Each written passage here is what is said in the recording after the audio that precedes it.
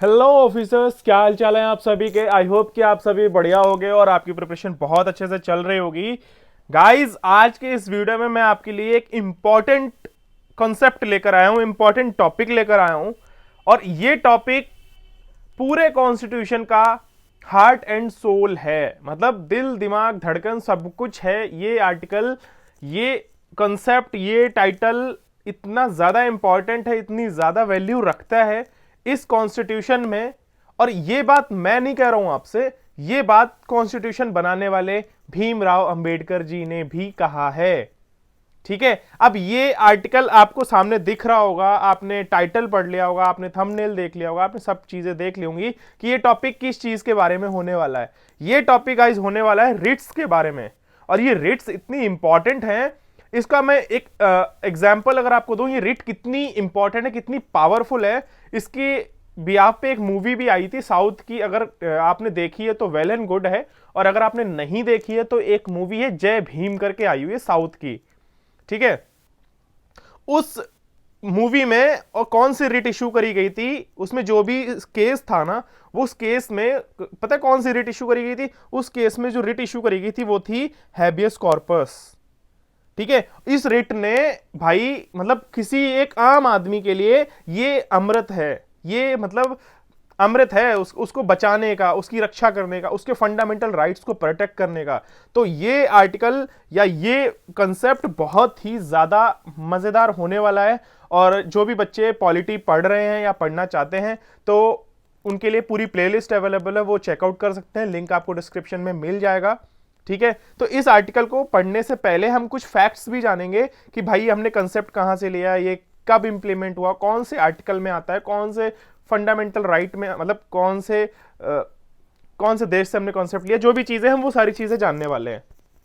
तो guys, video start करने से पहले मैं चाहता हूं कि आप सभी लोग एक एक लाइक इस वीडियो को कर दें। ठीक है, अब ये बहुत ही ज्यादा इंपॉर्टेंट वीडियो है, पर देखो बहुत शॉर्ट एंड स्वीट तरीके से मैं समझाऊंगा, आपको किसी किसी भी बच्चे को कोई प्रॉब्लम नहीं होने वाली है। लेकिन अगर आपको ये वीडियो पूरा देखते हो और आपको वीडियो पसंद आता है तो आप डेफिनेटली, और नए हो इस चैनल पे तो आप सब्सक्राइब जरूर करके जाओगे, और मुझे पता है आप लोग कर ही दोगे। ठीक है, तो चलिए इस वीडियो को स्टार्ट करते हैं।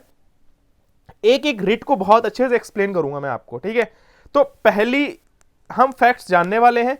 देखो, मैंने आपको बताया ना कि ये जो आर्टिकल है, आर्टिकल 32, हाँ मुझे पता है ये बात कि भाई आर्टिकल 32 जो है वो फंडामेंटल राइट्स में ही आता है, क्योंकि फंडामेंटल राइट्स हमारे कहाँ से, आर्टिकल 14 से लेके आर्टिकल 32 तक है। तो ये जो रिट है यानी आर्टिकल 32, ये फंडामेंटल राइट पार्ट थर्ड में ही आता है, पार्ट थर्ड में आता है। और ये किसमें, फंडामेंटल राइट्स में आता है। ठीक है, ये चीज मुझे पता है और आप सबको भी बहुत अच्छे से पता है, कोई नो डाउट। और अगर आपने फंडामेंटल राइट्स का वीडियो नहीं देखा तो कंप्लीट फंडामेंटल राइट का भी वीडियो आ चुका है, आप जाकर चेक कर सकते हो। ठीक है, तो आगे बढ़ते हैं। तो मैंने आपको बताया कि ये जो आर्टिकल है ये heart and soul of the Indian constitution है, और ये भीमराव अंबेडकर ने भी ये बात कही है।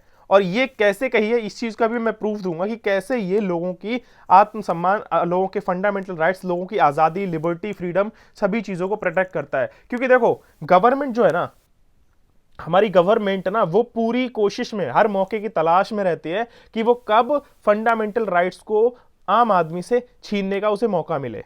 मतलब सही बता रहा हूं मैं, ये बात बिल्कुल सत्य है कि गवर्नमेंट जो है हमेशा इस मौके की तलाश में रहती है कि उसे कब कोई मौका मिले और वो फंडामेंटल राइट्स यानी आम आदमी को मौलिक अधिकारों को छीनने का उसे मौका मिले और वो अपने मजे करे। और अगर आपको ये चीज नहीं पता ना, मैं आपको बताता हूं, गोलकनाथ वर्सेस यूनियन केस हुआ था। यानी कि अगर आप फंडामेंटल राइट्स पढ़ते हो तो आपको ये चीज पता चलेगी कि इतने सारे अमेंडमेंट, मतलब गवर्नमेंट ने ऐसा कोई मौका नहीं छोड़ा फंडामेंटल राइट्स में अमेंडमेंट करने का।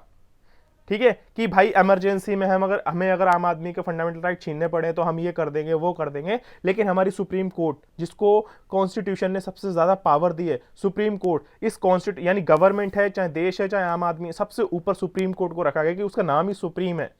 ठीक है, वो उसको इतनी पावर दी गई है ना कि वो भाई हमारे फंडामेंटल राइट्स को छीनने का, मतलब किसी को हक नहीं देती है, किसी के बाजुओं में दम नहीं है कि भाई फंडामेंटल राइट्स हमारे छीने जा सके, तो चाहे सरकार हो चाहे कोई भी हो।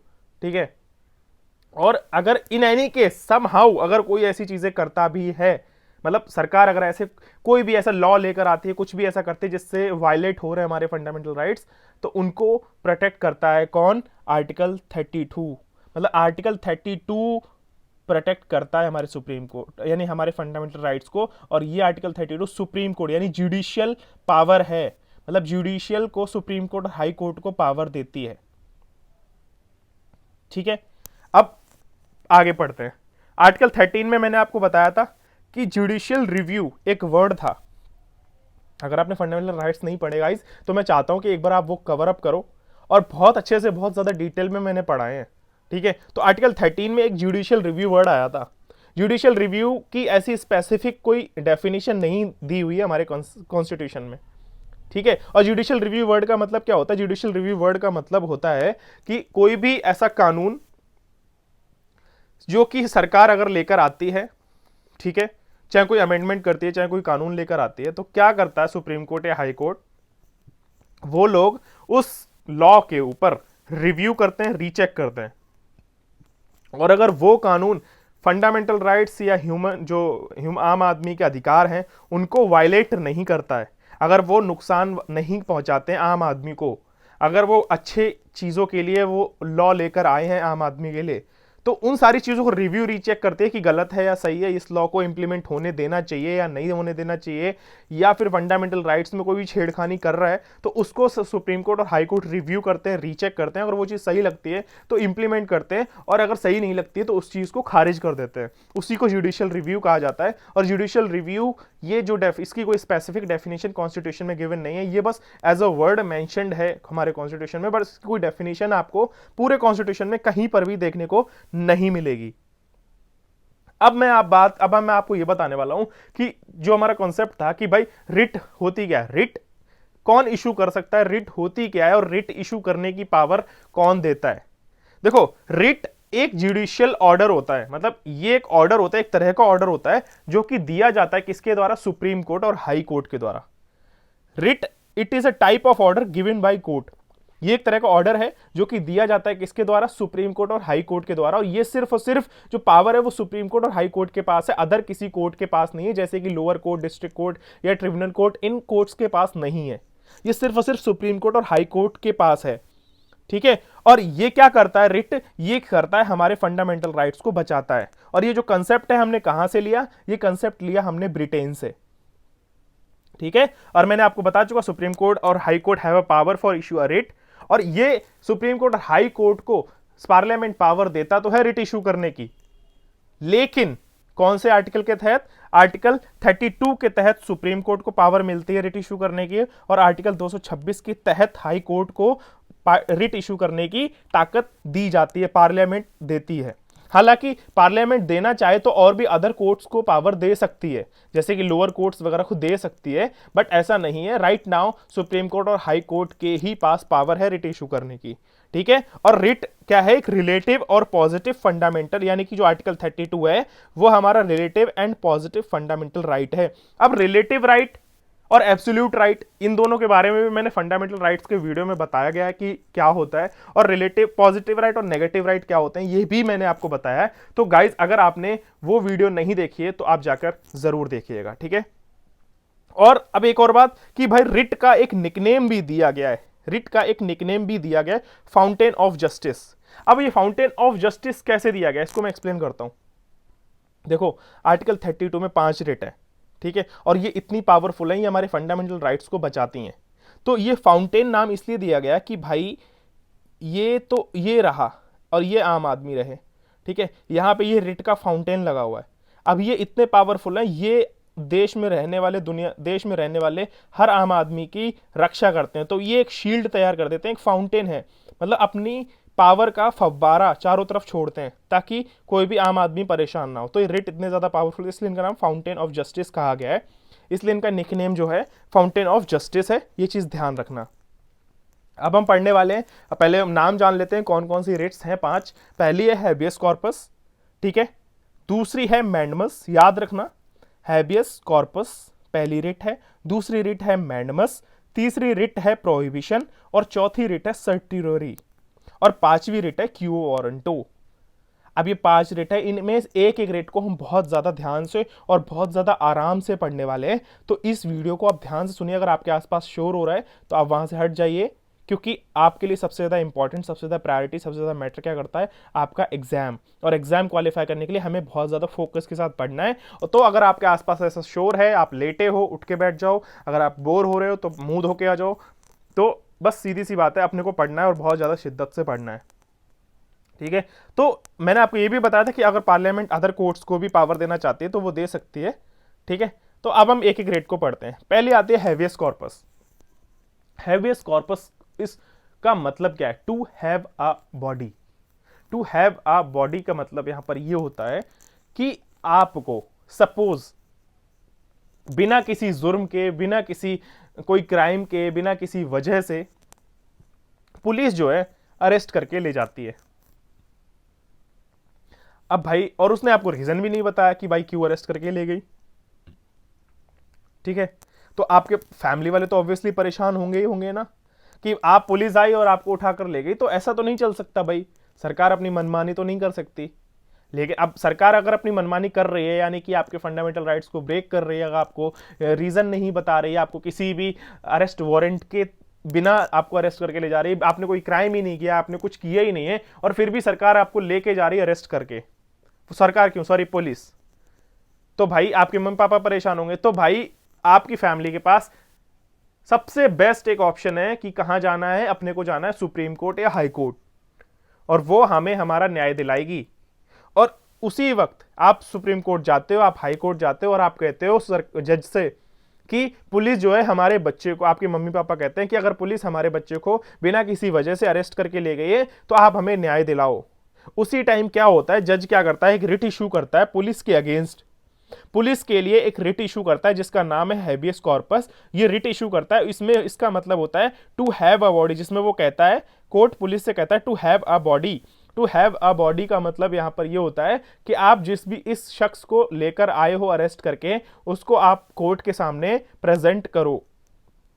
मतलब आप उस बंदे को कोर्ट लेकर आओ और आप मुझे मेरे सामने प्रेजेंट करो, ठीक है। और अगर इस कोर्ट के द्वारा दिए हुए ऑर्डर को अगर पुलिस मतलब नहीं मानती है, ठीक है, पुलिस अगर नहीं मानती है इस ऑर्डर को, तो देखो, अगर पुलिस सरकार, मैं आपको एक बात बता देता हूं कि अगर कोई भी कोर्ट, पुलिस, किसी गवर्नमेंट बॉडी, किसी गवर्नमेंट अथॉरिटी को कोई भी ऑर्डर देती है, और अगर वो अथॉरिटी, वो पोस्ट, वो ऑफिशियल बॉडी, वो गवर्नमेंट बॉडी अगर उस ऑर्डर को नहीं मानती है, तो उसको कहा जाता है कंटेम्प्ट ऑफ कोर्ट। मतलब आपने कोर्ट की तौहीन करी, आपने कोर्ट की बेइज्जती करी, कोर्ट का ऑर्डर नहीं माना, उसको कहा जाता है कंटेम्प्ट ऑफ कोर्ट, ठीक है। तो जब अगर कोर्ट उस पुलिस अथॉरिटी के लिए वो रिट इशू करेगी हैबियस कॉर्पस, जिसका मतलब है टू हैव अ बॉडी, यानी कि आप जिसको अरेस्ट करके लाए हो उसको आप कोर्ट में प्रेजेंट करो, और अगर पुलिस इस चीज को नहीं मानती है तो कंटेम्प्ट ऑफ कोर्ट होता है, और इसके खिलाफ कोर्ट उस पुलिस अथॉरिटी के लिए, उस बॉडी के लिए, उस गवर्नमेंट बॉडी के लिए, यानी उस ऑफिसर के लिए पनिशमेंट इशू करेगी, उसको पनिशमेंट दी जाएगी। सुप्रीम कोर्ट, हाई कोर्ट उस पुलिस को, उस बंदे को, उस ऑफिसर को पनिशमेंट देगी। अब चाहे वो गवर्नमेंट बॉडी हो या प्राइवेट बॉडी हो, ये दोनों के लिए है। यानी कि government body and private body का मतलब यहां पर यह है कि चाहे पुलिस हो, गवर्नमेंट बॉडी हो, या कोई भी प्राइवेट बॉडी हो, अगर ऐसी चीजें करती है, आपको अरेस्ट करके ले जाती है, आपके साथ कोई गलत काम करती है, आपके साथ दुर्व्यवहार करती है, आपको मारती है, पीटती है, ऐसी चीजें होती हैं, या कोई ऑर्गेनाइजेशन ऐसा करती है, तो ये रिट दोनों के लिए इशू होती है, यानी कि गवर्नमेंट बॉडी और प्राइवेट बॉडी दोनों के लिए। ध्यान रखना, ये हैबियस कॉर्पस जो रिट है, ये दोनों के लिए इशू होती है, गवर्नमेंट बॉडी और प्राइवेट बॉडी के लिए। कोई भी ऑर्गेनाइजेशन हो गई, कोई भी आपकी ऑफिस हो गया, अगर किसी, मान लो किसी एम्प्लॉय के साथ ऑफिस वालों ने कुछ ऐसा किया, कुछ उल्टा पुल्टा किया, कुछ गलत काम किया, तो कोर्ट उस ऑर्गेनाइजेशन के लिए, उस ऑफिस के लिए, उस कंपनी के लिए, या फिर उस गवर्नमेंट बॉडी के लिए रिट इशू करेगी। आप ये बंदा मिसिंग है और आपके खिलाफ ये चीज केस आया हुआ है, तो आप उस बंदे को मेरे सामने इस कोर्ट में रिप्रेजेंट करो। जैसे कि कई बार क्या होता है, चाइल्डहुड लेबर का एग्जांपल मैं आपको यहाँ पर दिया है। चाइल्डहुड लेबर का मतलब ये है, कई बार क्या होता है, कई ऐसी फैक्ट्रीज, इंडस्ट्रीज होती हैं जो बच्चों को ज़बरदस्ती पकड़ के ले जाती हैं अपनी इंडस्ट्रीज, फैक्ट्रीज में काम करवाने के लिए, ज़बरदस्ती पकड़ के ले जाती हैं, ठीक है।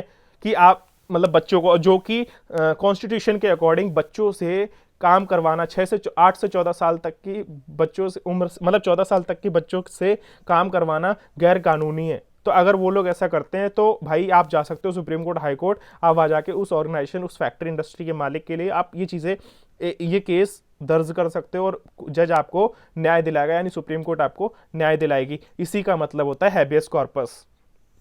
पहली रिट आई होप कि आप समझ गए होंगे, और अगर आपको कोई डाउट है, मैंने बहुत ही आसान शब्दों में आपको बताया है, ठीक है। तो गाइज देखो, मैं आपको बहुत ही मतलब एक ऐसी लैंग्वेज में समझा रहा हूं जो लैंग्वेज अगर मैं एक स्टूडेंट हूं और मुझे जो मैं लैंग्वेज एक्सपेक्ट करता हूं कि मुझे बहुत ही आसान शब्दों में बताया जाए कि भाई इसका मतलब क्या है, मैं आपको बताना चाह रहा हूं हैबियस कॉर्पस का मतलब क्या है। ये एक इस तरह की रिट है जिसमें कोई भी गवर्नमेंट बॉडी या प्राइवेट बॉडी किसी भी शख्स के साथ, किसी भी आम आदमी के साथ अगर दुर्व्यवहार करती है, उसको उठा के ले जाती है, उससे ज़बरदस्ती काम करवाती है, या पुलिस आपको बिना किसी क्राइम के, बिना किसी सज़ा के अरेस्ट करके ले जाती है, तो आपकी फैमिली कहाँ जाएगी? सुप्रीम कोर्ट और हाई कोर्ट जाएगी। वहाँ पर उस कंपनी, उस ऑर्गेनाइजेशन या उस गवर्नमेंट अथॉरिटी के लिए केस इशू करेगी, जहाँ पर जज उस अथॉरिटी, उस ऑर्गेनाइजेशन के लिए एक ऑर्डर इशू करेगी, एक रिट इशू करेगी कि टू हैव अ बॉडी, जिसमें आप उस बंदे को रिप्रेजेंट करो कोर्ट के सामने।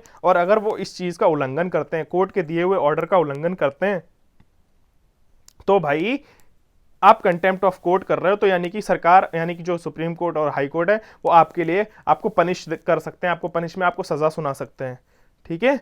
इसका मतलब यही होता है। और ये जो हैबियस कॉर्पस रिट है, ये दोनों के लिए इशू होती है, गवर्नमेंट बॉडी और प्राइवेट बॉडी के लिए, दोनों के लिए। नेक्स्ट रिट की तरफ चलते हैं।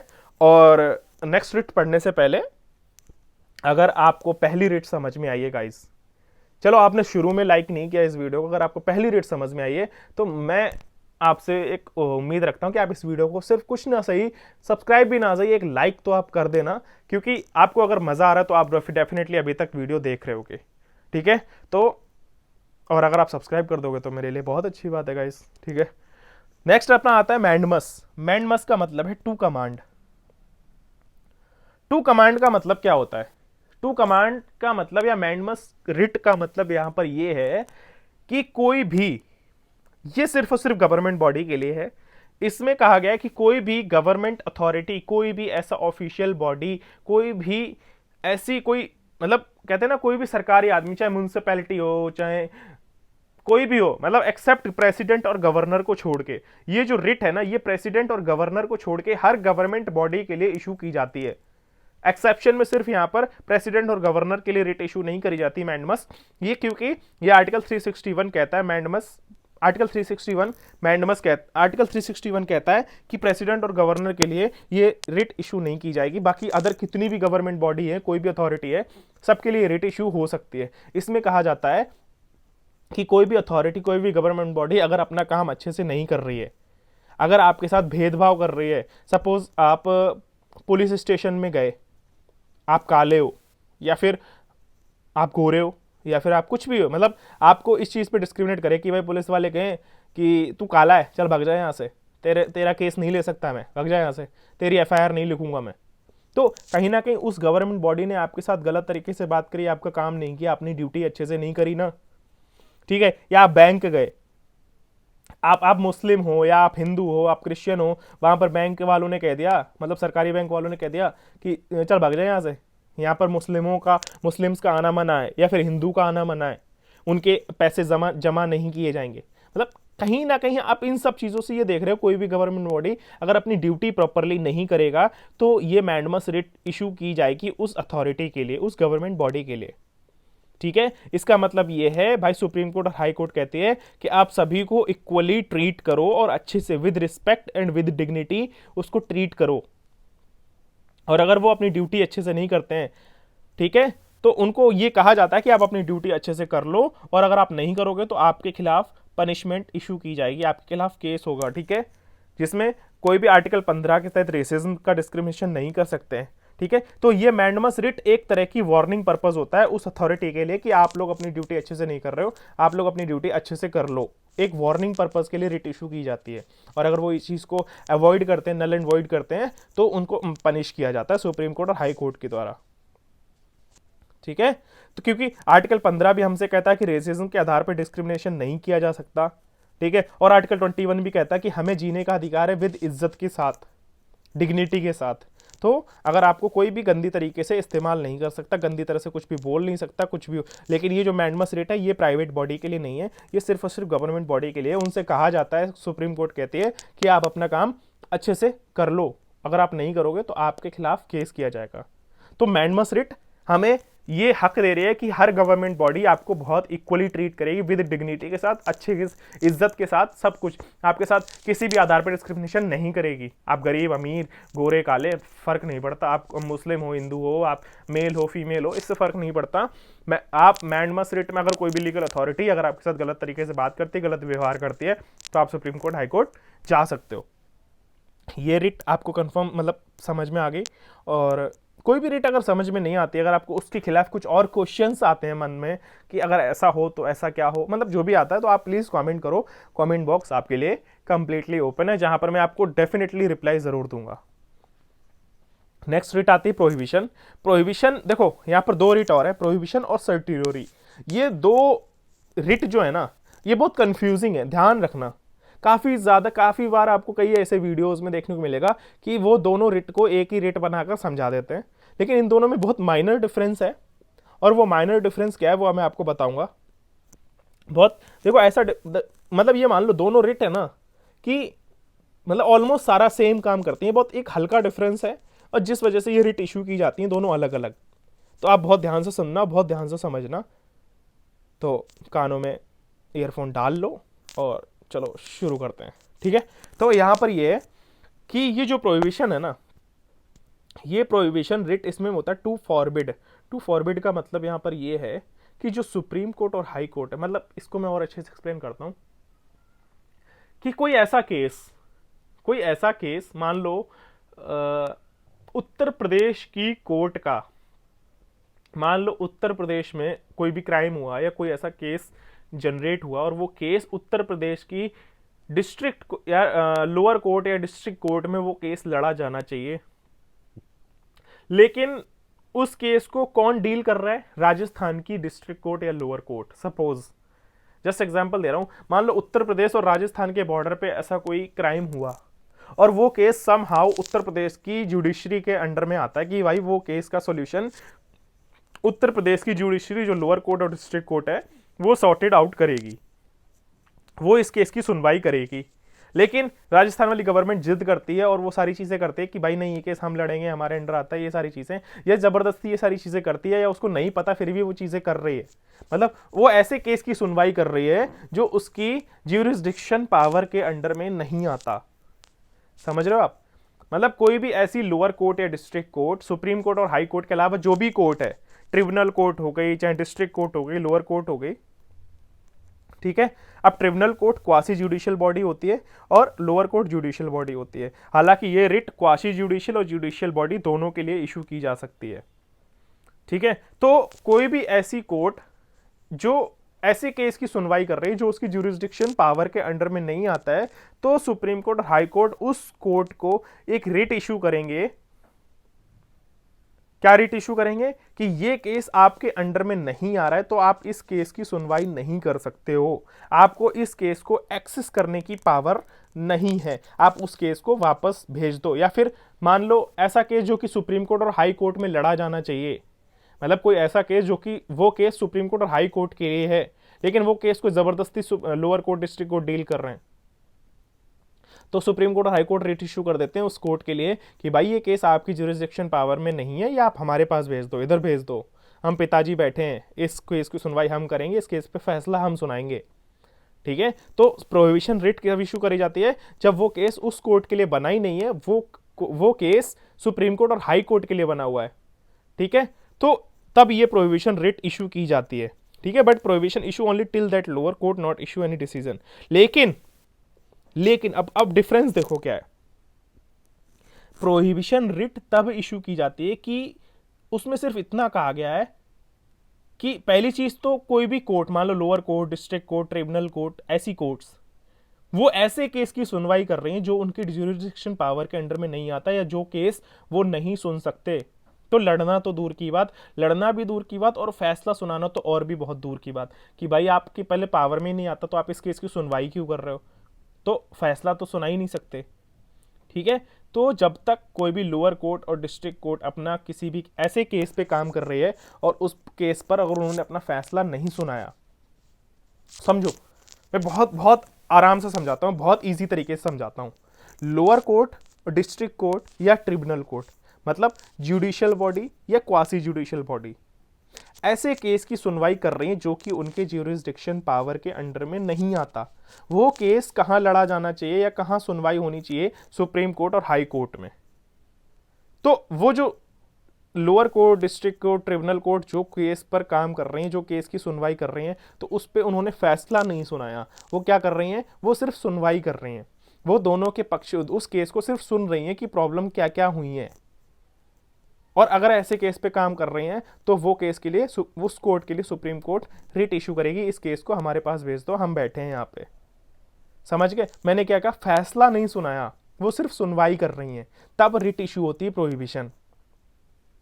अब सर्टिरोरी में क्या है, सर्टिरोरी में टू बी सर्टिफाइड और टू बी इन्फॉर्म्ड, इसमें भी सेम कहानी है कि सुप्रीम कोर्ट और हाई कोर्ट क्वासी जुडिशियल और जुडिशियल बॉडी दोनों के लिए रिट इशू करती हैं, लेकिन ये रिट तब इशू की जाती है कि कोई ऐसी कोर्ट, यानी lower court, district court, tribunal court, ये कोर्ट ऐसे केस को डील कर रही हैं जो उनकी ज्यूरिसडिक्शन पावर में नहीं आता, फिर भी उन्होंने उस केस पर सुनवाई करी, सारी चीजें करी, यानी सुनवाई करी, सब कुछ हुआ, दोनों पक्ष की बात सुनी, उस केस पे सॉर्टेड किया सब कुछ, और उन्होंने उस केस पर फैसला भी सुना दिया कि भाई एक ऐसा केस आया जिसमें उन्होंने फांसी की सजा भी सुना दी। मतलब एक केस ऐसा जिस पर वो सुनवाई भी कर रहे हैं और उन्होंने अपना डिसीजन भी सुना दिया कि भाई इसको फांसी होनी चाहिए, इसको 14 साल की जेल होनी चाहिए, इसको 10 साल की जेल होनी चाहिए, जो भी उन्होंने अपना फैसला सुना दिया, तब ये सर्टिरोरी रिट इशू की जाती है उस क्वासी जुडिशियल और जुडिशियल बॉडी के लिए कि भाई आपको ये केस लड़ना ही नहीं था, मतलब ये केस आपको सुनना ही नहीं था, इस केस की सुनवाई आपके अंडर में नहीं आती,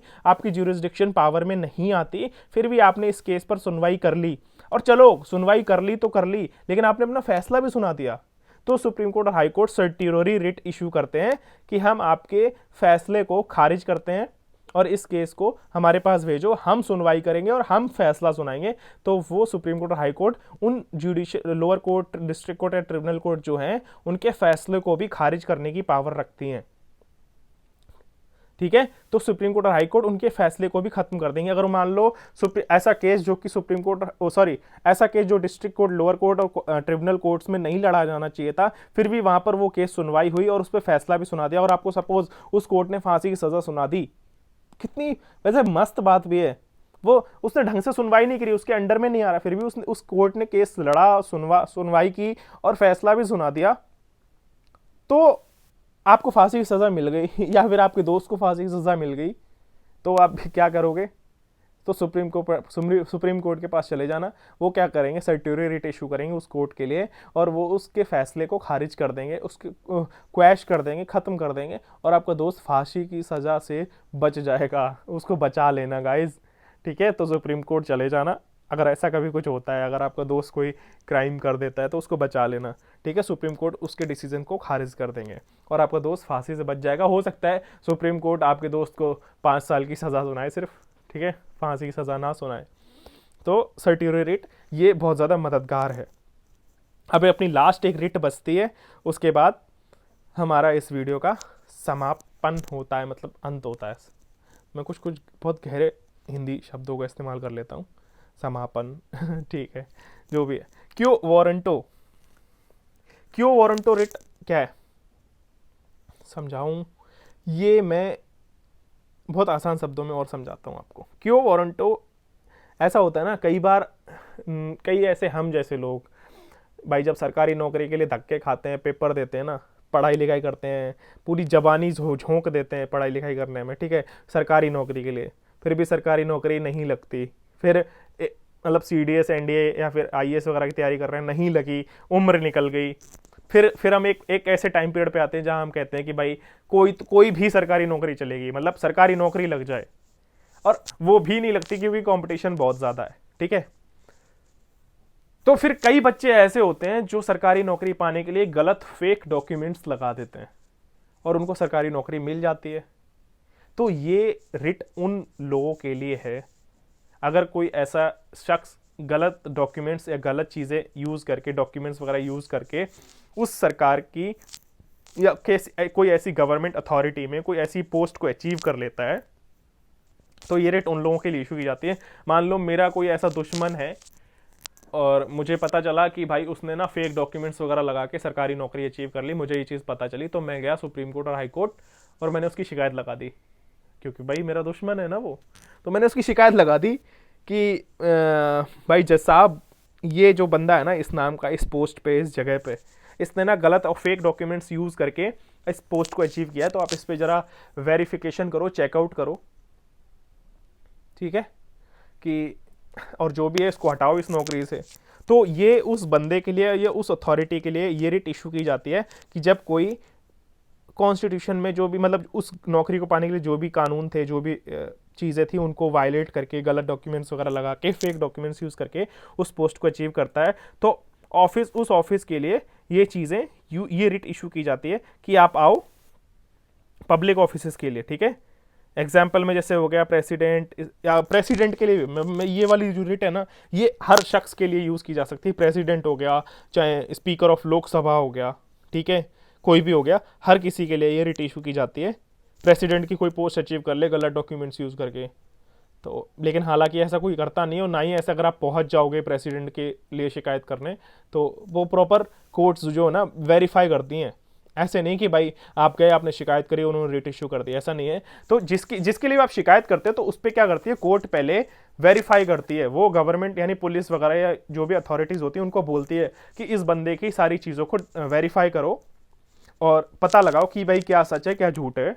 तो उन सब चीज़ों पे वेरीफाई करती है, उसकी जॉब को वेरीफाई करती है, उसके बैकग्राउंड को वेरीफाई करती है, उसके डॉक्यूमेंट्स वगैरह को वेरीफाई करती है, और तब अगर ऐसी चीज़ें होती हैं तो वो भाई रिट इशू करती है क्यो वारंटो, और उसको सुप्रीम कोर्ट और हाई कोर्ट बुलाया जाता है, और उसको जो भी सज़ा वगैरह देनी होती है, जो भी चीज़ें होती हैं, वो सुप्रीम कोर्ट और हाई कोर्ट देती है उस पब्लिक सर्वेंट को, ठीक है। तो क्यो वारंटो ये होता है कि, और एक बार मैं वापस बताता हूँ, क्यो वारंटो उस पब्लिक ऑफिस के लिए होती है जो लोग पब्लिक के जो सर्वेंट्स होते हैं, जो पब्लिक सरकारी कर्मचारी होते हैं, अगर वो गलत पोस्ट, गलत फेक डॉक्यूमेंट्स यूज़ करके उस पोस्ट को अचीव करते हैं, तो कोई भी शिकायत लगाता है, तो वो गवर्नमेंट यानी सुप्रीम कोर्ट और हाई कोर्ट उस चीज़ को वेरीफाई करती है, और गलत पकड़ा पाया जाता है तो उसको सुप्रीम कोर्ट हाई कोर्ट बुला के उसको पनिश वगैरह किया जाता है।